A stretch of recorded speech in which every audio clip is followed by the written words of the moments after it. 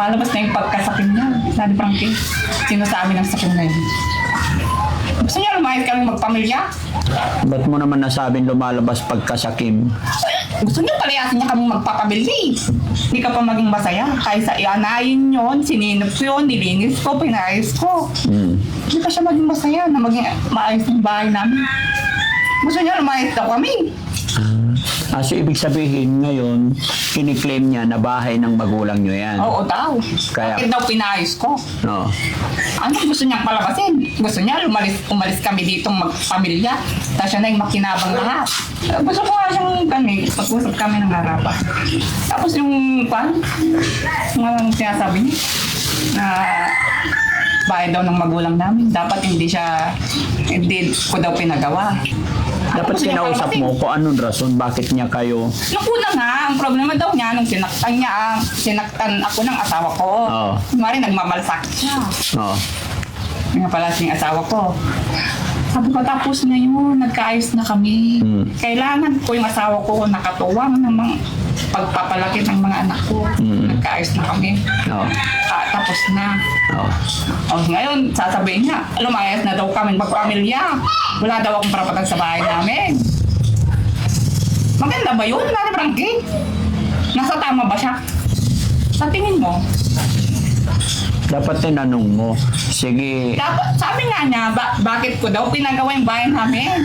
May bahay na siya, ba't hinabot niya yung bahay namin? Ni Pito, wala siyang gastos dyan. Pinagawa ko yan. Gusto kong isip si Madam Michelle nun kaso pinigilan ko yung sarili ko. Dapat tinanong mo, Nanay Adsing. Ano daw ang problema niya, Daddy Frankie? Ha? Dapat daw hindi kami nakatira dyan. Dapat daw yung asawa kong nag-uwi sa amin. Sa akin na babae. Dapat daw inuwi niya ako sa lugar ng asawa ko. Anong sinabi mo? Wala nga siyang bahay, ako naman. Oo. Sino bang titira dyan sa bahay? Kaya nga, yun ang sinasabi ko. Dapat tinanong mo, o sige, kung sakasakali halimbawa wala kami, ano bang plano mo sa bahay na yan? Dapat noon pa, nung ginagawa ko pa lang, nag-react ka na. Ngayon, nung tapos na yung bahay, saka ka Paluktot mo sa salita niya sa akin. Bakit ko daw pinagawa? Dapat daw magpagawa ko ng sarili ko. Okay, gusto ko naman. Hindi ko naman sukat akalain na maghahabol siya ng ganyan. Bakit ngayon Hindi pa, ko na- nung kailan maayos na tayong lahat dito? Kaya nga, ito, nag-imbig na siyang ganyan. Balik-balik sa bahay namin. Ako naman. Ay, pupunta talaga sa bahay niyo? Oo. O, ano sabi ng asawa mo? Tinulak ko pa ngayon, napahiga pa dyan. Oh. Pumunta ka na doon, matulog ka na. Baka lasing lang. Lasing, kinabukasan, gano'n na naman. Hindi na siya lasing. Oo. Kaya yung asawa ko, pumunta ng barangay, nireklamo siya. Sinabi niya, pinapalayas, ay hindi pwede. Tapos pinapatawag siya, ayaw na pumunta. Sige, pag nagwala pa siyang ganyan, nagamot pa siya, dadamputin na siya ng polis. Diretso na sa bayan. Hindi, pag ayusin na lang natin, mag-usap na lang kayo Sige, harapan na kaya. magkakapatid. Kung ano yung sabi niya sa'yo yung problema niya, yung mga inanak ko. Ano lang yan, baka... Hindi, sobrang parang nag-ano na siya. Ha? Na lumalabas na yung sama ng loob niya. Bakit may sama ng loob siya sa'yo? Yung bahay na dinadirahan ko, kinasasama ng loob niya. Bakit kasi, Nanay Adsing? Dapat kasi, bago mo simulang ipaayos yan, dapat nag-usap-usap kayo magkakapatid. O ano, mga kapatid, itong Dalaga pa naman ako noon. Daddy Frankie, wala naman sa isip ko yan. dalaga pa ikaw nung ginawa. Kasi sa batas kasi, ito base lang sa aking nalalaman, ang bahay ng ating magulang is bahay ng ating magulang yan. Ikaw na anak, binata ka pa, dalaga ka pa, nagtrabaho ka sa Maynila,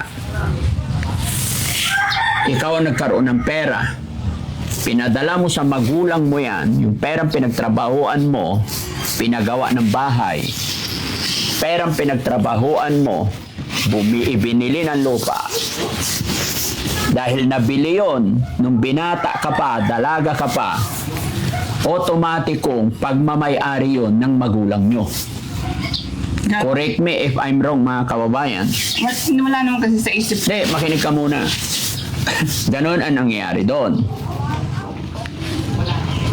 Ikaw na anak, binata, dalaga, nagkaroon kang pera. Ipinadala mo sa magulang mo dahil sa pagmamahal mo sa magulang mo. Ngayon, yung perang ipinadala mo, ibinili ng 1 hektaryang lupa. Example.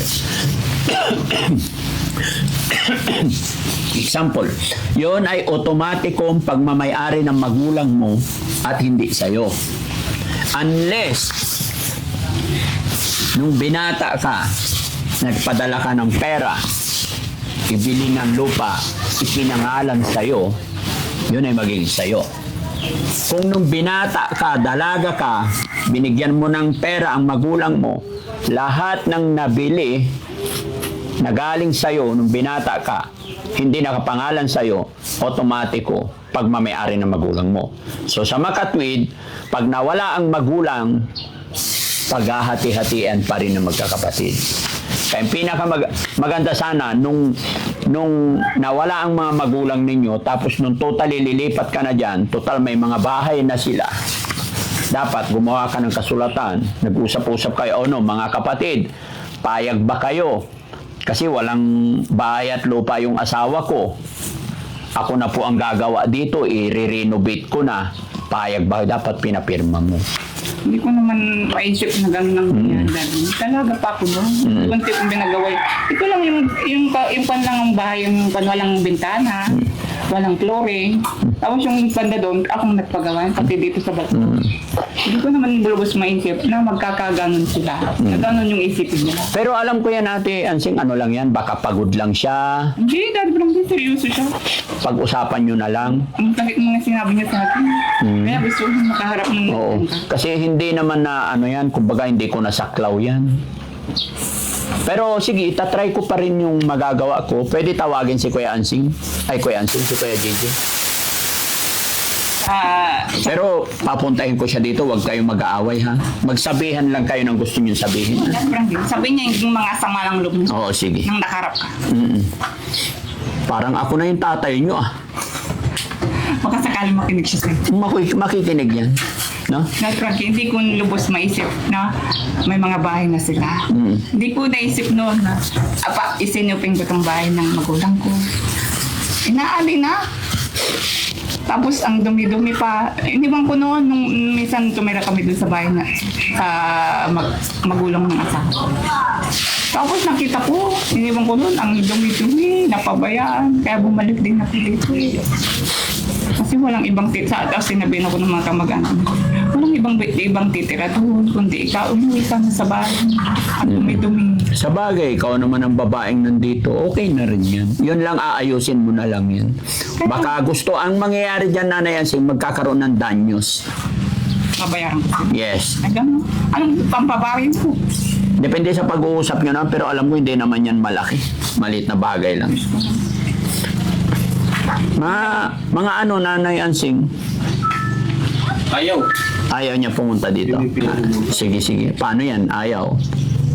Gusto kong magkarap kami dito sana. Yung nakarap ka, para makita mo rin yung marinig mo rin yung sign. Tayo na lang pumunta. Okay. Sige. Tara.